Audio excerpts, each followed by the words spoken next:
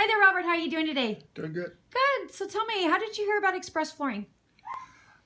Basically on the commercial or in the advertisements, I get flyers Right. in my mail. Our 1-800-EXPRESS, right? Yeah.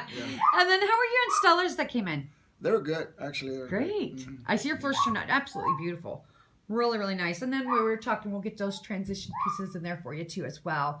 And then how was your overall experience with Express Flooring from start to finish? Was it a pretty simple process? Yes, it was actually. Good. Yeah. Yay. They helped me move some of the furniture.